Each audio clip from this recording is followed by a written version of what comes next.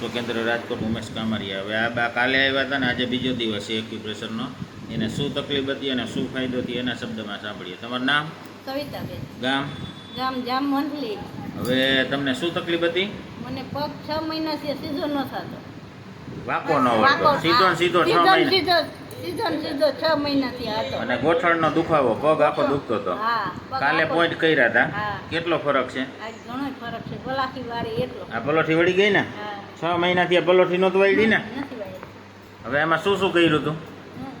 એમાં પાટા બાંધ્યા હતા અને દવાઓ દીધી હતી. અને કંઈક મોટા સર્જન પાસે બતાવવા ગયા હતા ને? હા, જે ઓપરેશન કરે એને જ બતાવવા ગઈ હતી.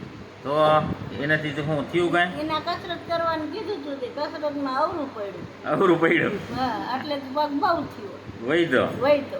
તો અત્યારે રેડી હવે? હા, અત્યારે બીજાને શું કહેવા માંગો? સારું બધાય આવો.